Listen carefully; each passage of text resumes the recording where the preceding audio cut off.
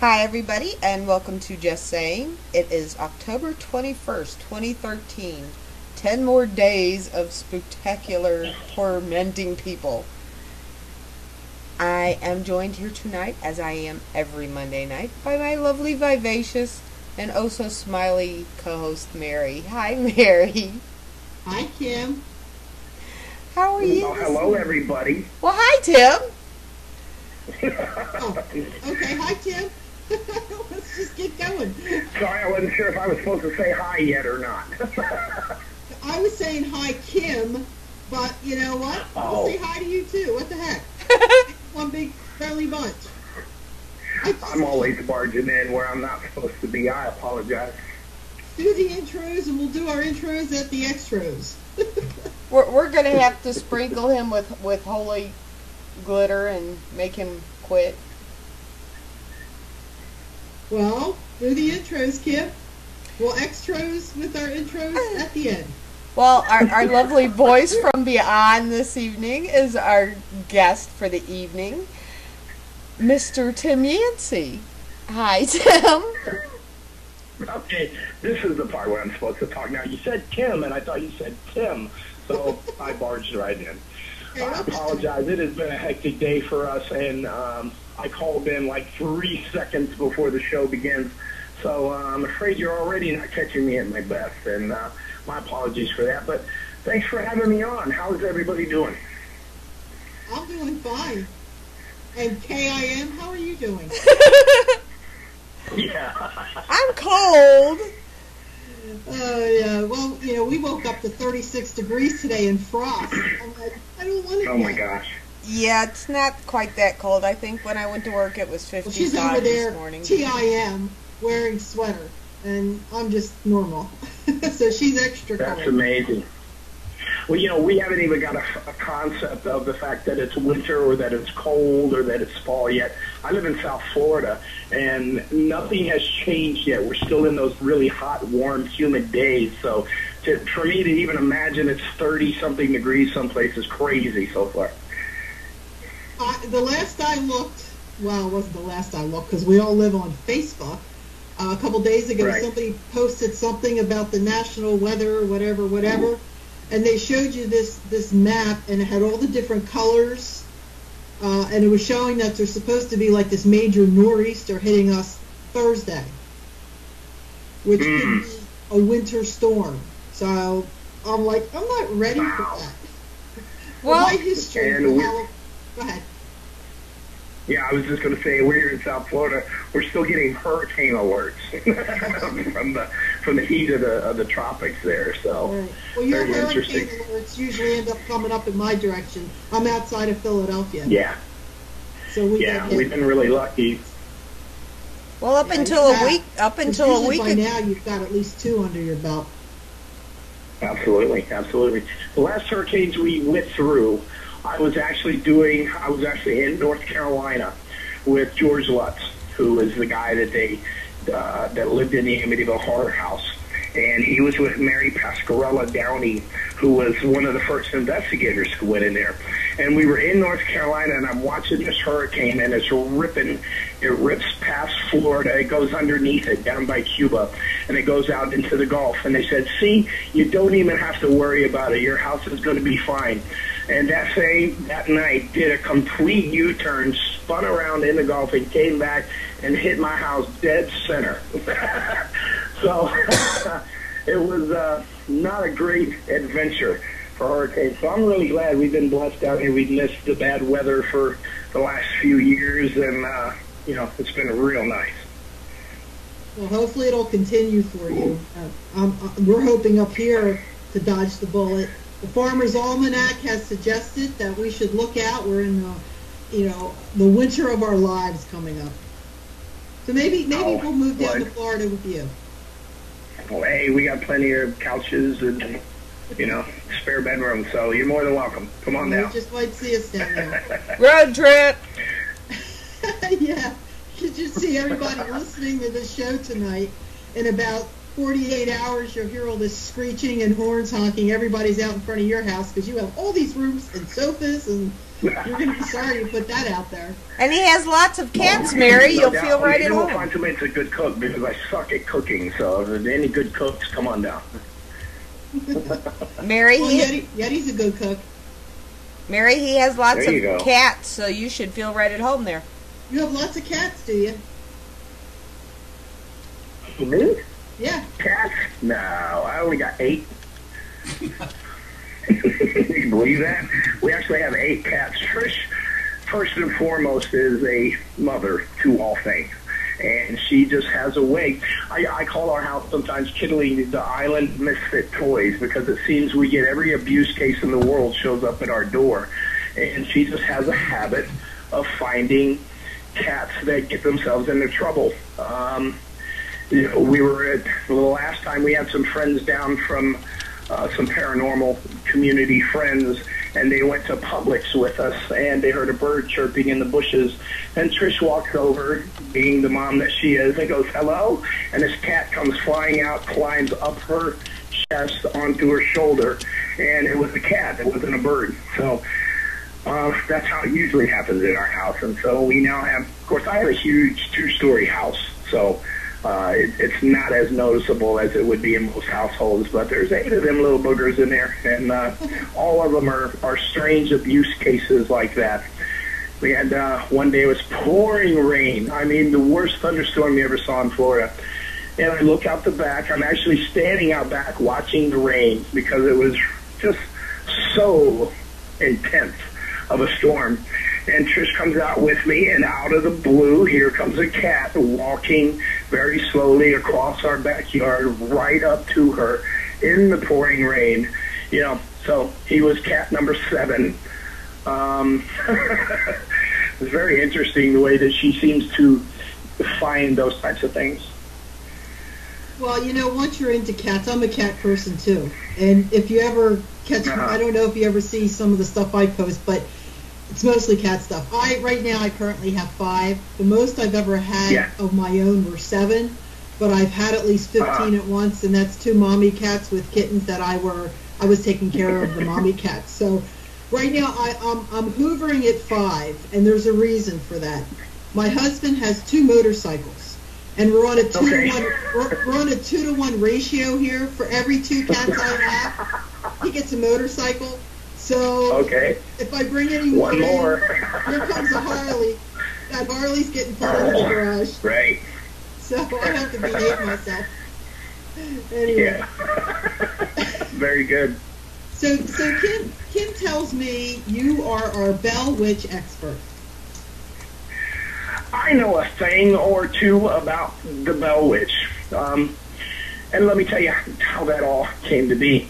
When I was younger, most people know that when I was younger, my family and I went through and we experienced a pretty violent haunting that happened to us. I was very young when it first started, like 6, 7 years old, somewhere around in there. And as I realized that this wasn't something normal, and it was unusual, this thing that was happening to us, that it didn't happen to other families, I became very scared. It was very violent. We were scratched, bitten,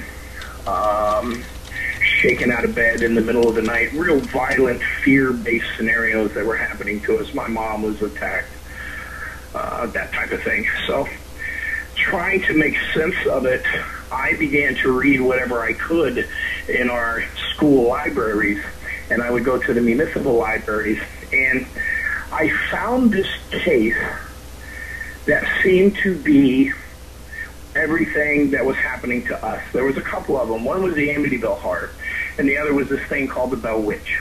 The Bell Witch case happened a long time ago, started in 1817. John Bell, at the time, was the father of 7 children.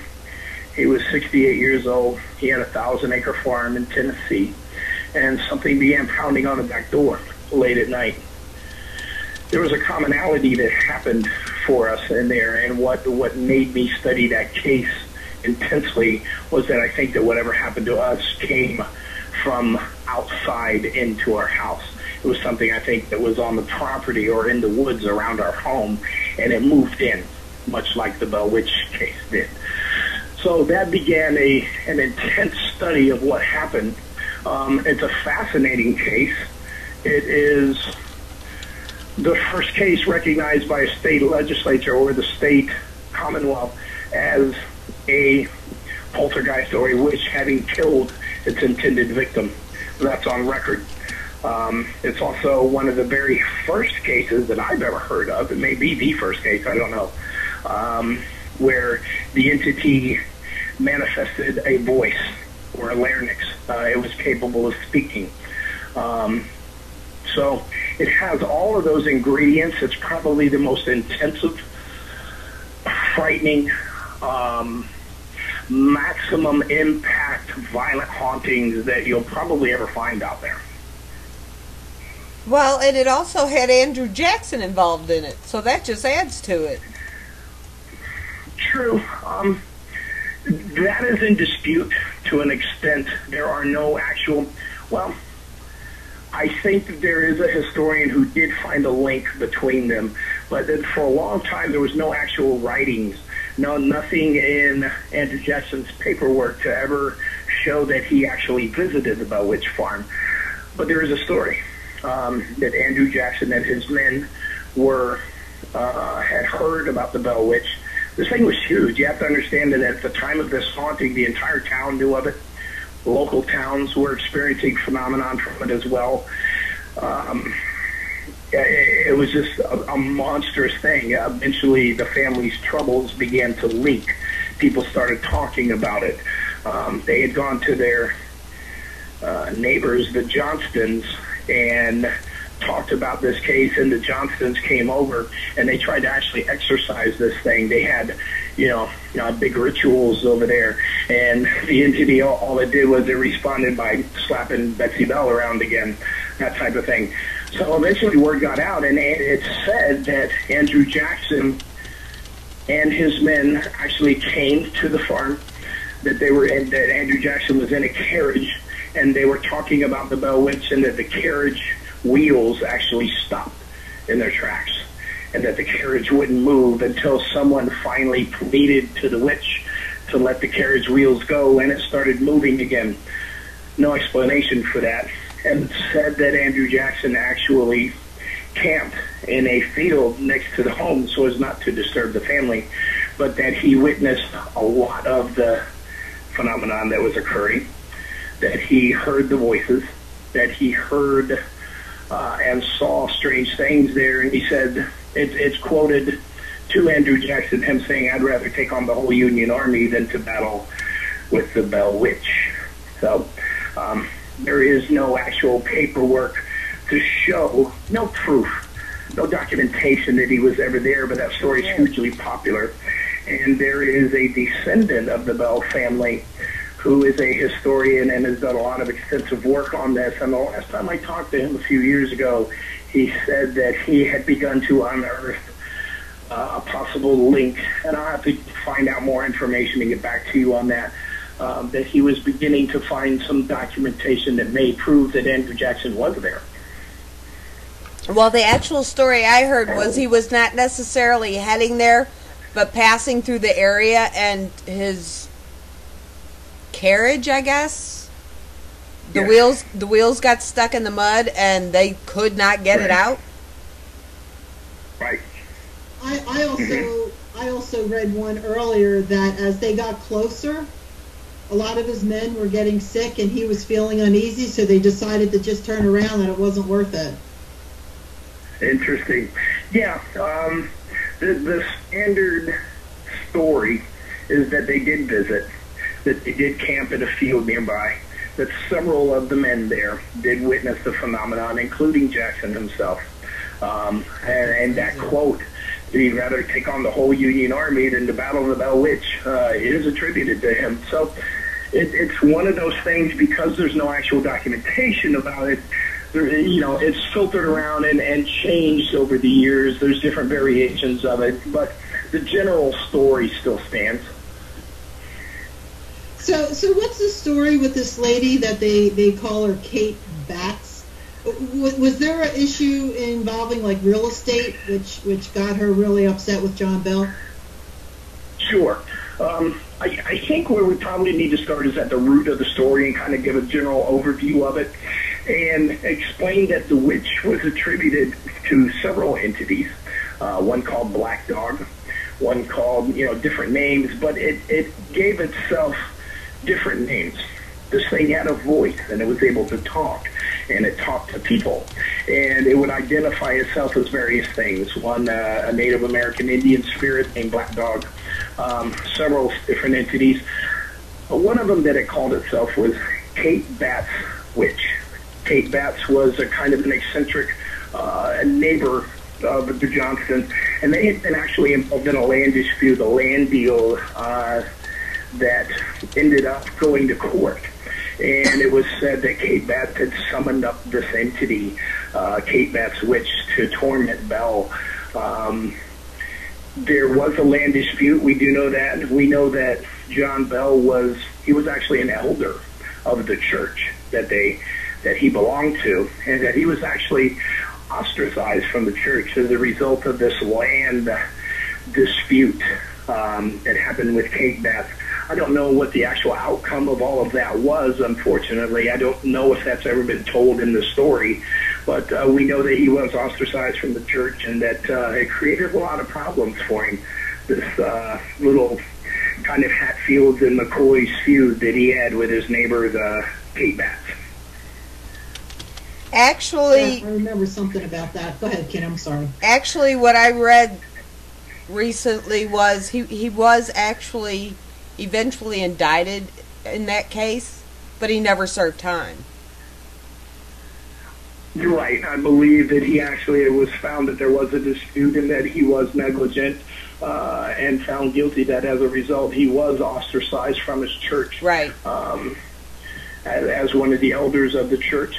So I know that Kate Batts was kind of an eccentric and odd lady. She was an elderly woman that had been involved in this land dispute with him at the time. So a lot of people attribute it to that. What the actual story is, where this entity comes from, there's a lot of different, it has a lot of different origins, a lot of different roots. There's stories that his kids were farming, and they were tilling the soil, tilling the ground, and that the plow blade hit what they thought was a rock, and they pulled it up, and it turned out to be a skull that had been buried into the earth, and they took the skull back to the property, back to the cabin, and John Bell saw it on the front porch, and he told him immediately to go back and put it where it was. They had been playing about with it on the front porch somewhat, and one of the tooth of the skull became dislodged, and it fell between a crack in the porch, and then it wasn't found. And they think that could have been the catalyst for the haunting, because one time the voice said that it was an entity, a spirit of a Native American whose name was Black Dog, that type of thing. So has several different origins. Where it started was in 1817. John Bell was actually hunting on his property, and he was moving between the rows of corn. For people who aren't familiar, deer love corn. There's a lot of hunters that I know down here who grow corn on property, on hunting camps, just so that they can go up and hunt the deer that come in and feed off of it. Yep. So he was hunting between the rows of corn, and he came upon this unusual animal. There was a strange animal. He described it as a cross between a rabbit and a pig, or a dog, something like that. It was this bizarre hybrid animal that he had never seen before. He fired at it with his gun as he stood between the rows of corn, but the creature never moved. It just sat there and stared back at him. He began to walk towards this creature, and it completely disappeared. It vanished in front of his eyes. It didn't run away. It actually vanished in front of his eyes. That was kind of the first odd incident that happened. Other incidents, like most violent hauntings, it began to escalate pretty rapidly. They would hear John Bell would settle into bed next to his wife Lucy about 10 o'clock, somewhere around in there. And usually about an hour after they had gone to bed, they would hear pounding on the back door. Something would be banging on the back door. John Bell would get up, light a candle, hastily run to the back door and open it, and there'd be nobody there. He would settle back into bed, and again, there would be pounding at the back door. You know, there was a trickery was assumed, and watch was kept, that type of thing, but they could never find anyone who was banging on the back door. They tried several times to find out who this trickster was, but no matter how quick they got there, or if somebody tried to keep watch through the window, that type of thing, there was nobody ever there when the pounding was happening. It began to turn into what they described as invisible stones being thrown onto the roof and rolling off of the roof in the middle of the night. Inside, at some point, this thing began to come into the house, and they would hear the sounds of what they described as rats chewing or rats gnawing on the bedpost at night. They literally heard the old cliche sound of chains rattling inside the home. That type of phenomenon was going on and happening, and it was pretty frightening for them as a family. I guess so. You know, I'm going to backtrack just a little bit, and apparently, I think it was like 7 years before this spirit, as they're saying, appeared to Lucy Bell and said, I'll be back in 7 years. And then she came back. And I can understand if John Bell did Kate Batts wrong. Let me rephrase this. Do you think that Kate Batts, well, she probably was a real person. Do you think she got the rap for all this and there was actually some kind of spirit to begin with? And because of the altercation between John Bell and Kate Batts, she kind of got blamed for it? I think that's exactly what happened. I don't think Kate Batts had the ability nor the want to manifest some sort of an entity. As you know, you think of a curse or something like that that was going on. I don't think that was the case. We don't know exactly what it was that brought this down on the, you know, what the catalyst was or what the trigger was that brought this down. But I can tell you that it caused endless hardship. It could have been, you know, you have a guy like John Bell who back then was very devoted, very devout member of his church. He was an elder there. And then suddenly he finds himself ostracized from his church. And a lot of people think that it was that created this scenario and kind of opened the door for this dark energy to come in and attach itself to the family, that they were already kind of off center or off balance, if you will, as a result of that. He was clearly separated from his faith. He had this hardship of dealing with this thing of, you know, a land dispute. Plus, there was some stuff going on inside the family with Betsy Bell. Betsy was the youngest daughter. She was involved in a relationship with her former kindergarten teacher. The man's name escapes me right now. I don't have notes in front of me. Is it Joshua Gardner? Josh Gardner. Josh Gardner, that's it. And she was actually involved and scheduled to marry Josh Gardner. There are some people who say that maybe it was Josh Gardner himself who was the one banging on the door in the middle of the night, that type of thing. There have also been rumors of an incestuous relationship between John Bell and the daughters, that type of thing. So we know that there was dysfunction in the family. We know that there was a huge split between him and the church, and that he was isolated from his spiritual food, so to speak. And some people think that that kind of opened up the door for this entity to move in. Well, they say that a lot of times that prepubescent or early teen girls have a tendency to draw. Sure. It ghosts, basically. Right. Especially poltergeist. Right. Well, and according to what I was reading, it went after John basically, but Betsy was its second target. Like Lucy and the kids were fine, and she loved Lucy, but for some reason Betsy was targeted, and I was wondering if that didn't have anything to do with her age itself. Right. It seems like along the timeline of this haunting that it did seem to attach itself to different people inside the family. I can tell you in my case that that's what happened. This thing first took an immediate interest in my brother. Over time, that changed, and this thing began to focus its attacks and its intensity on my mother. So I think that may be the case as to what happened here. This thing initially, its focus seemed to be on Betsy Bell, or Betsy. She began having fits. She would wake up in the middle of the night and be slapped, be thrown around the room. She would go into seizures. She would go into trance-like states. That type of thing was happening to her. And then, as the haunting progressed towards its end, it seemed to focus on John Bell. We know this for certain, that there was an entity and that it had a voice and that it spoke, that it stated several times that it had intended to kill John Bell. For this witch, whatever it was, it absolutely hated John Bell. Eventually, it was credited with his death, and his last day was a particularly tormented one on this earth. We can talk about that. It sang songs of glee. It claimed that it did it at his funeral, and it sang songs about killing John Bell. And you're right, it did state that it would come back in 7 years and visit the family.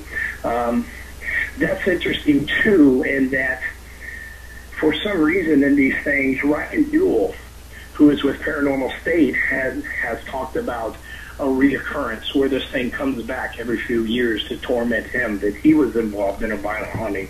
I know Lou Gentili talked about that as well. As a child, he went through a violent haunting. Lou Gentili was a paranormal investigator and a demonologist, lay demonologist for years. And he even mentioned every 7 years this came back.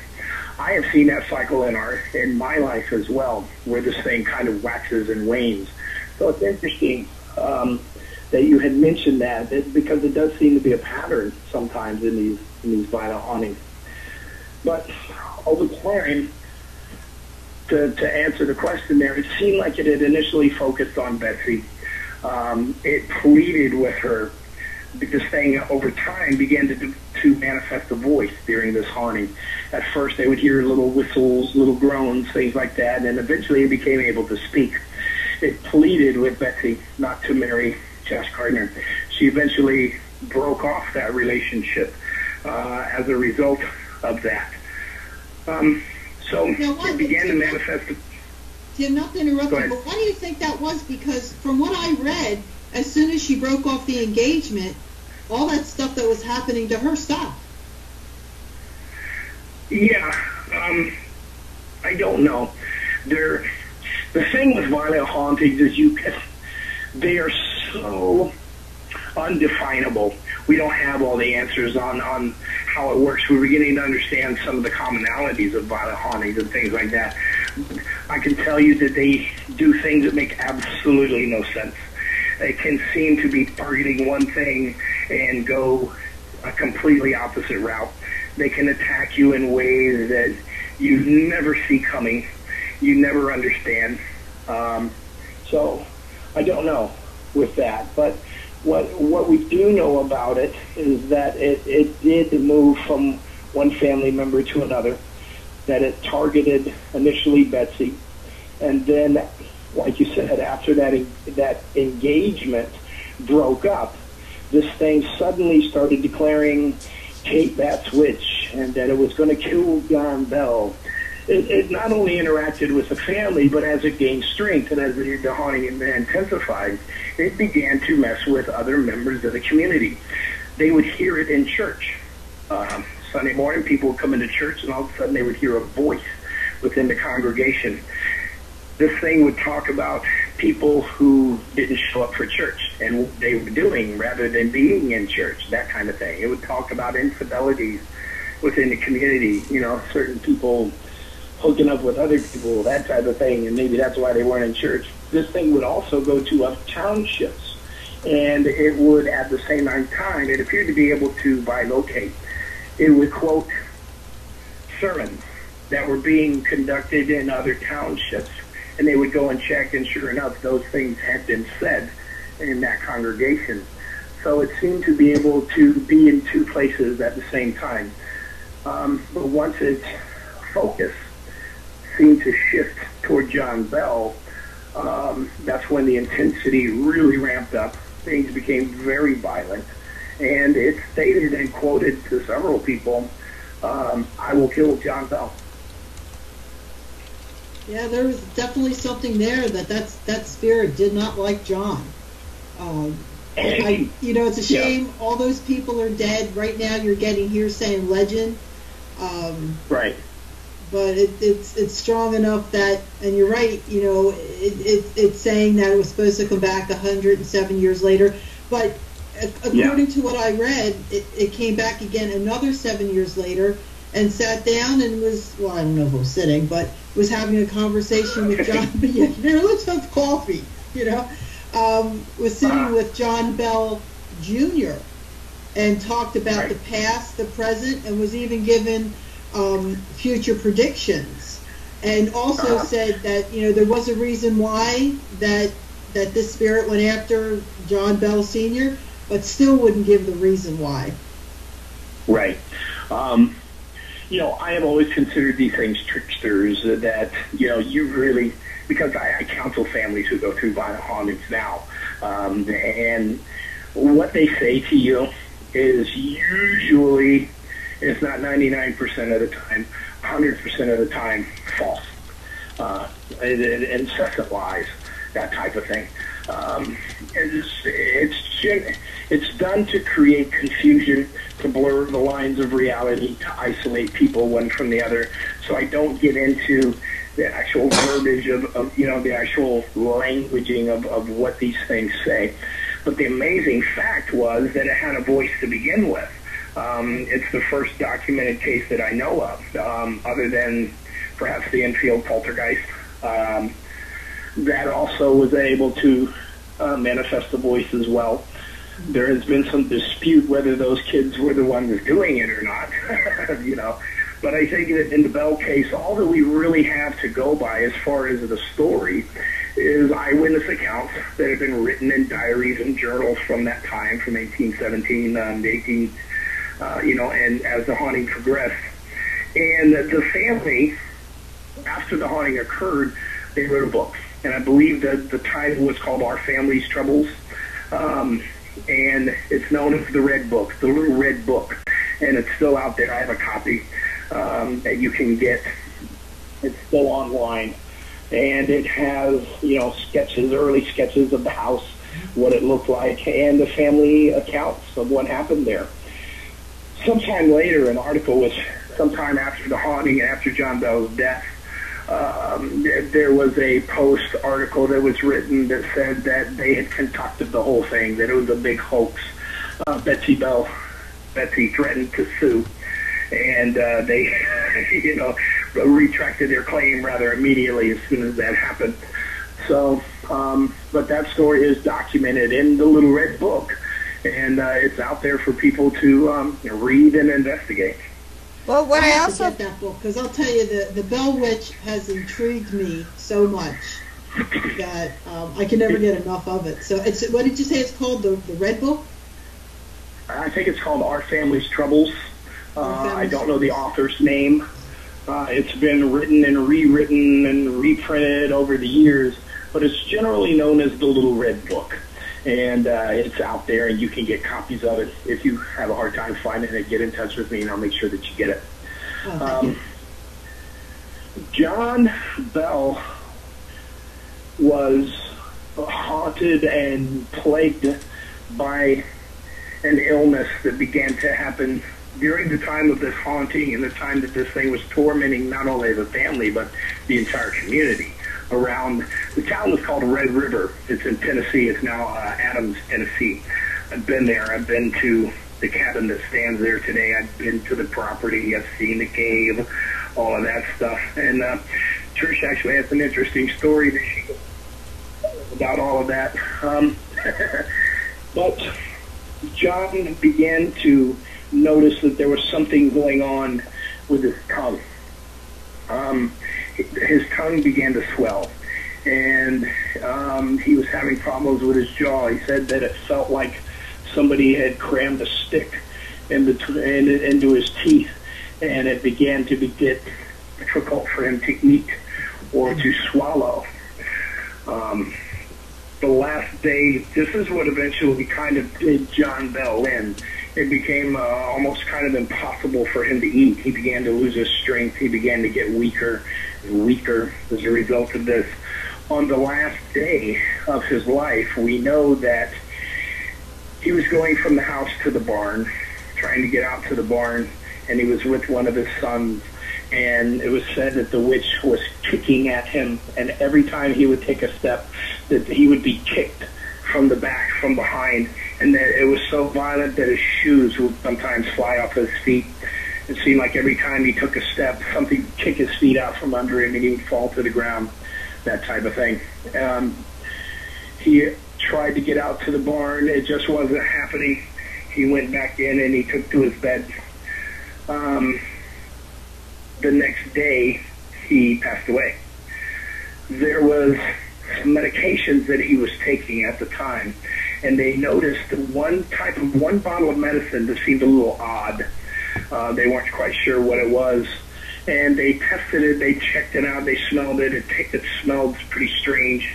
They gave the contents of the bottle to one of the barn cats that was there, and it immediately got sick and died. So there is some talk that possibly John Bell was murdered. But the Bell Witch claimed that she was the one that did it, that she had placed this odd medication in with him, and that she was responsible for the death of John Bell. At his funeral, people were there at his funeral, at standing graveside, when they heard a voice come out of the fabric of the air, and it claimed that it did it.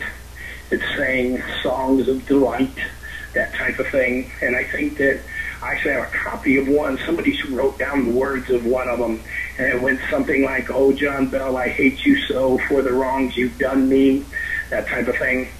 And it declared there at the funeral, "I did it. I killed John Bell." John Bell was buried in the ground that day. The witch stated that it would come back in 7 years' time, and that it would revisit the family, as you said.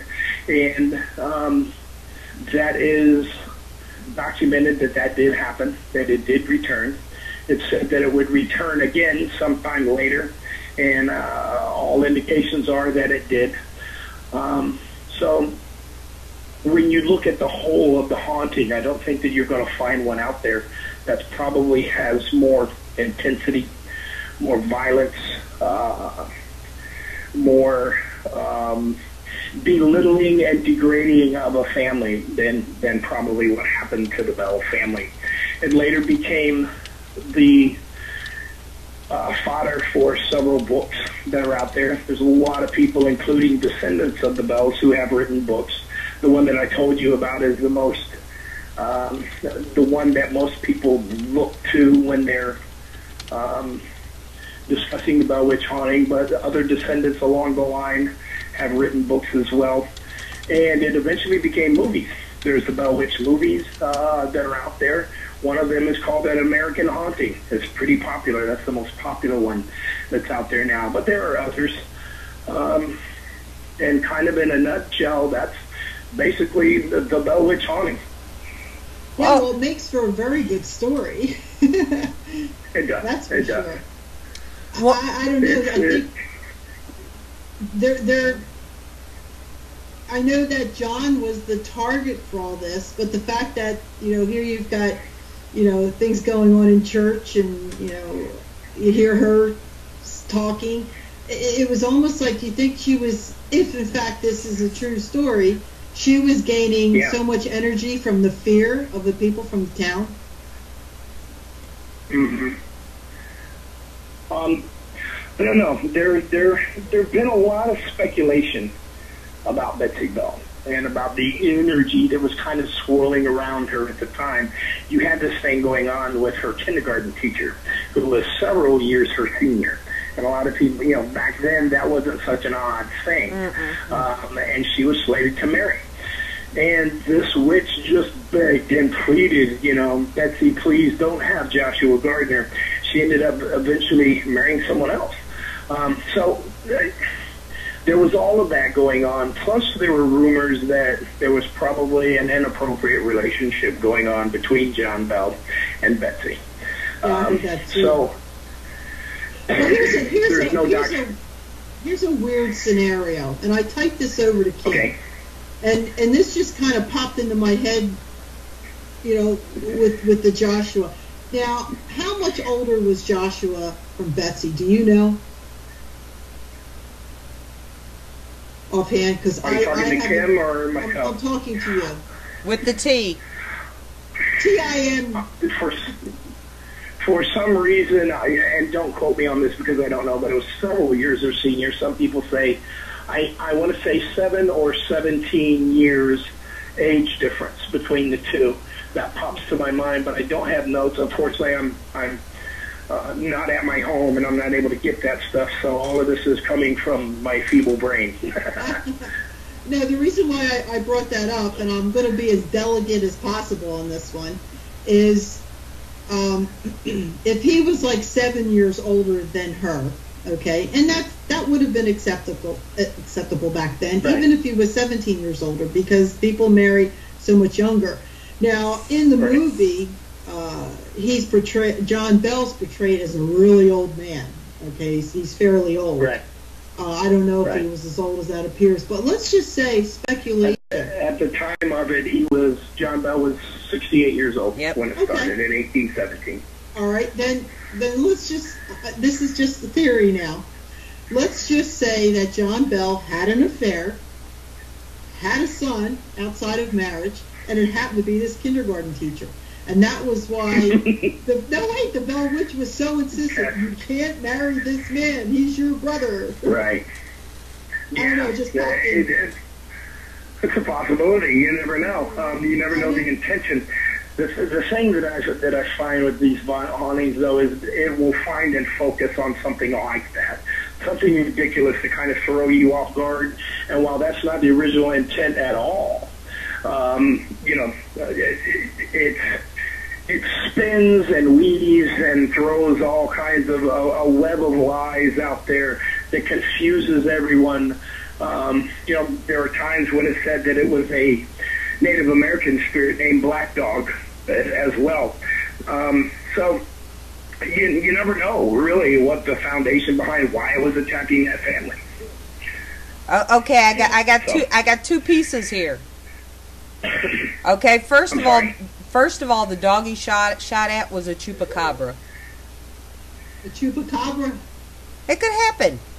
It could. And second, I find it most interesting that in John Bell's own words, he called it, when he was bringing in friends to help him, he called it an investigation. So technically, that would have been one of the first official paranormal investigations. I'm sorry, I'm trying to hear you on that. Say that last part again. In John Bell's words, he called, when he had his friends come over to help him with this problem, he called it an investigation. So that early in the... you could call it that. His neighbors were the Johnstons.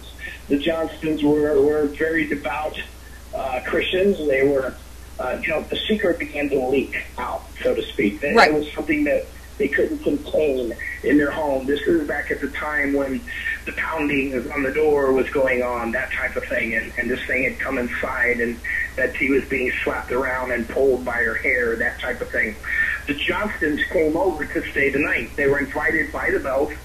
They came clean to the Johnsons. They told them what was going on, and there was a big dramatic ritual where the Johnsons, you know, they had the crosses out and they were reading quotes from the Bible and the whole, you know, be gone demon stuff, and it had absolutely no effect at the time. It just, the entity responded by dragging Betsy Bell around the cabin by her hair again, that kind of thing. So, how interesting would that be if that was like America's first official paranormal ghost team? Huh? Right, because I mean, John Bell had stated as we investigated.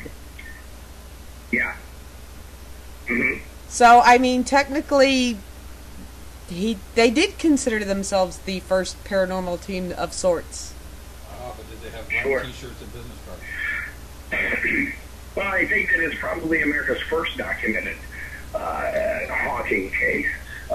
Surely there have been probably others before that. I don't know. But as far as actual documentation, I think that the Bell Witch is probably, along with Amityville, and this is going to maybe ruffle some feathers out there, but I've always seen Amityville as well as one of the best documented hauntings of our generation.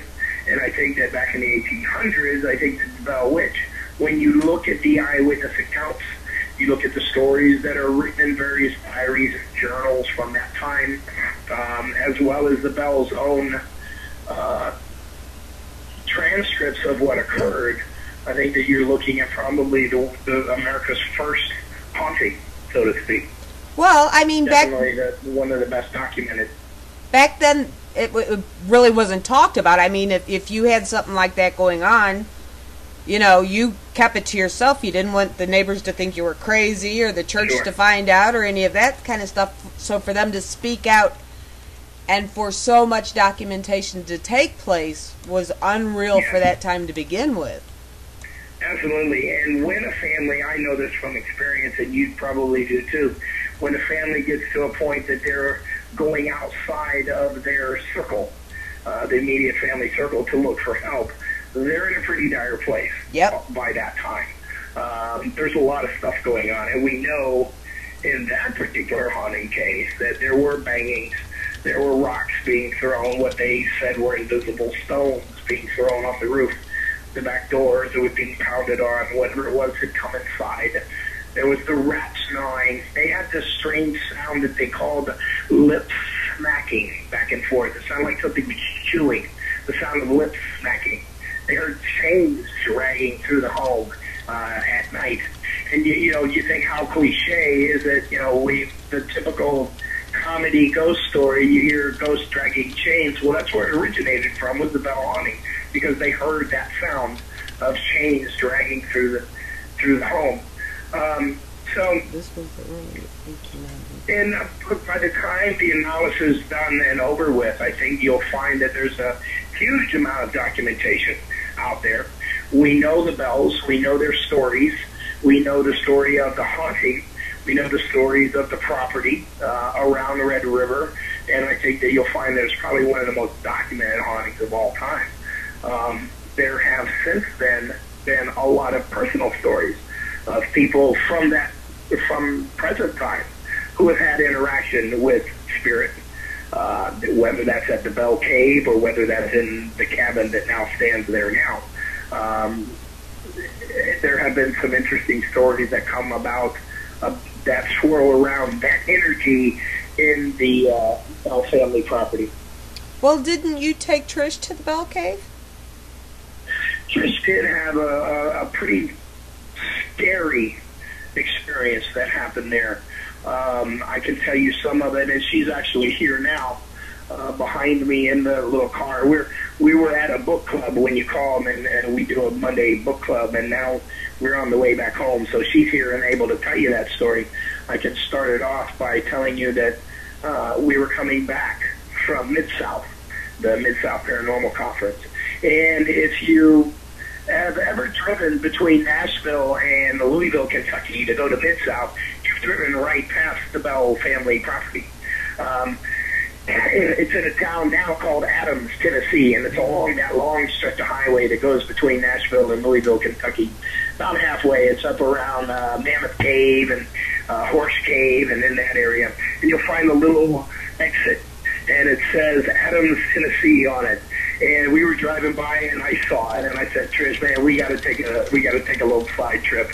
She looked at me like I was crazy, and I said, one of the most famous hauntings in the world, in history, took place just here in this town, and I'd like to find it. And so she put up with me, and we went into the town of Athens, which back then was called Red River. And we drove up and down. There's only like 4 roads in the whole town, a water tower and a grocery store. You know, that's about it. And we were driving around trying to find it. We stopped at this place to get lunch and to ask for directions, you know, and find out what we could find. And Trish began to notice that she was getting herself into trouble. And with that, I'll turn you over to her, okay? So hold on. All right, now I guess we'll get into this. Hi, Trish. Hi, Trish. How are you tonight? Lovely. You're doing well, so I hear we're talking. Bell Witch. Bell Witch. So Bell Witch, yeah, you know what, I don't know, you guys may or may not know about me is I don't come from paranormal circles, and so I don't know a lot of the stories or the names, and when he said he wanted to go find this place, I thought, yeah, whatever, and we actually did some little scenery hopping around looking for sceneries, yeah, and we found in retrospect, as we got off the highway, the songs were like Highway to Hell, Hell's Bells, you know, like over and over and over, there were all these songs that were, you know, House of the Devil and this and that and the other and all this kind of stuff. And so when we were looking through to try to find the place, we found the cave, tourist attraction, but that's not where the house was. And when we finally got to a place where Tim wanted to kind of say, okay, well, let's stop and figure out what's going on, as we were driving toward, I started to notice that I was feeling rather ill, and I felt like my jaws were kind of tightening up, clenching up, and the back of my tongue was swelling. And the first thing I thought was I must have eaten something or breathed something, you know, somewhere that I was having an allergic reaction to, because it was getting pretty severe. And I knew that Tim wanted to find this thing, but I was getting worse and worse. And I was starting to think, oh my God, we're going to have to find a hospital, and I'm in the middle of nowhere, and I don't even know if there's a hospital around here, because I was having a hard time breathing after a while. And he thought that I was just getting mad at taking the side trip. You know, I was getting bored and wanted to go home and you know, get home to home and family. But I was really kind of getting scared at that point that there was something really, really wrong with me. And finally, we were out taking pictures by the Bell Witch sign, or by by where the sign was, and Tim said to the waitress when we were at this little restaurant, you know, where is the house? We know that the house is near here. And I was at my critical mass, and she said, oh, you're here. It's right here in the parking lot. And, you know, I'm distressed and I'm having problems, but Tim, you know, took some pictures. And so he's just thinking, like I say, that I'm mad. Well, when he realized it was kind of worse, he said to me, look, we'll just go ahead and go. What is wrong with you? And I said, Tim, I'm not mad. I'm having problems. And I said, I feel like somebody has shoved something in the back of my jaw, and my tongue is swelling, and I don't know what's going on. And his eyes got big as saucers, and he said, get in the car right now. And I'm like, okay, and I'm thinking he's taking me to the hospital. And he drove away like 80 miles an hour down this road back toward the interstate. And I'm telling you, within 30 seconds, I started to feel better. Within a mile, I felt much better. Within 2 miles, I felt like me again.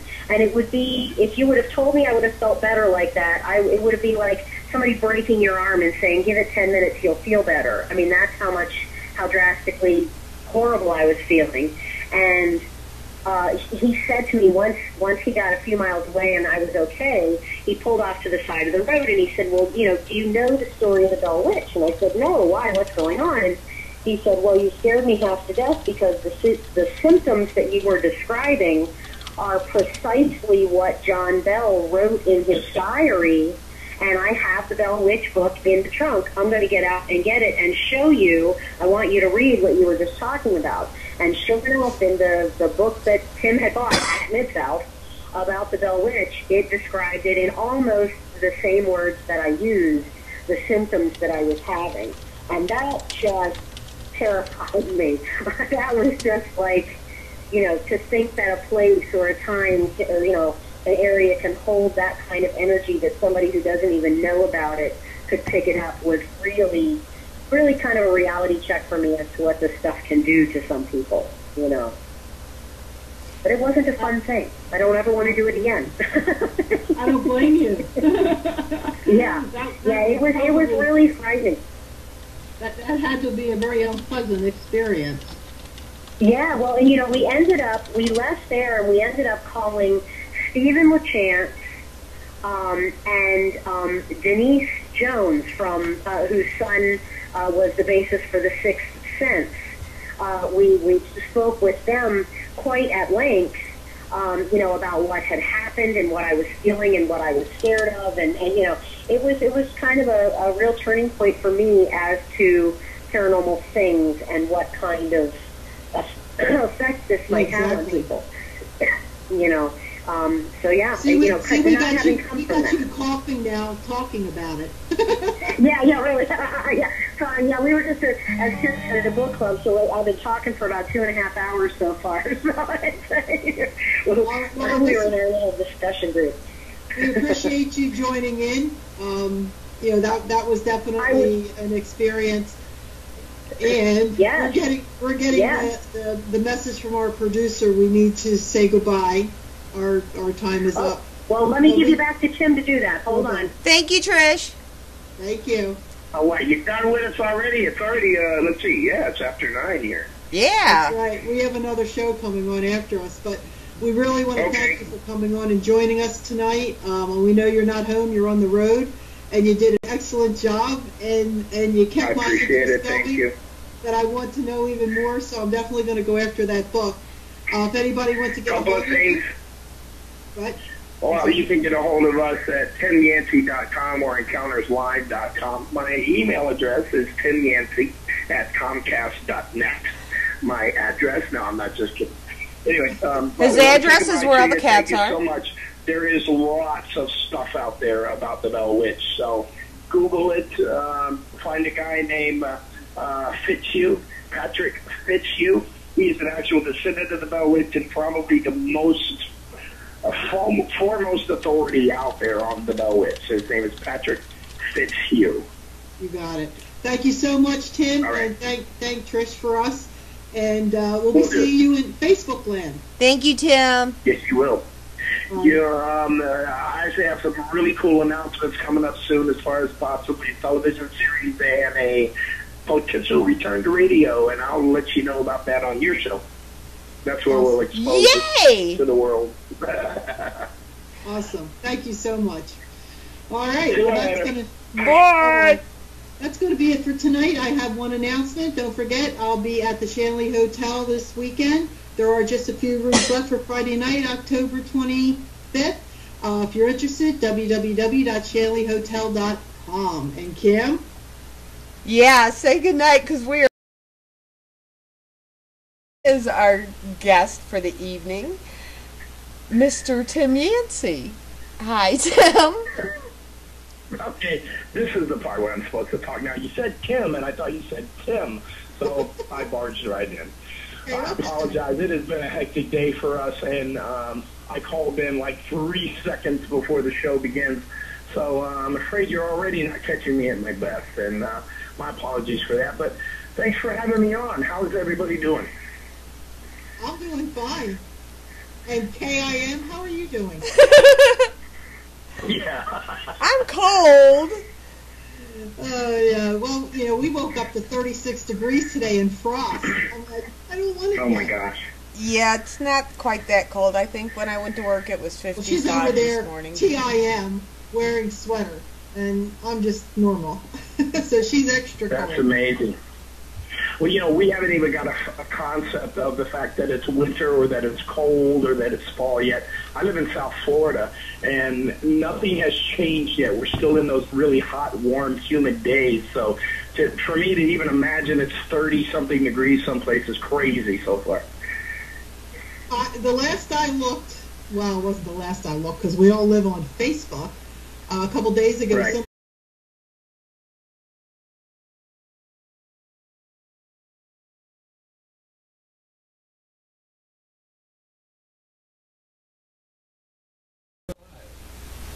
Hi, everybody, and welcome to Just Saying. It is October 21st, 2013. 10 more days of spectacular, tormenting people. I am joined here tonight, as I am every Monday night, by my lovely, vivacious, and oh-so-smiley co-host, Mary. Hi, Mary. Hi, Kim. How are you? Oh, hello, everybody. Well, hi, Tim. Oh, okay. Hi, Tim. Let's just get going. Sorry, I wasn't sure if I was supposed to say hi yet or not. I was saying hi, Kim, but you know what? I'll Oh. say hi to you, too. What the heck? One big friendly bunch. I'm always barging in where I'm not supposed to be. I apologize. Do the intros, and we'll do our intros at the extros. We're going to have to sprinkle him with holy glitter and make him quit. Well, do the intros, Kim. We'll extros with our intros at the end. Well, our lovely voice from beyond this evening.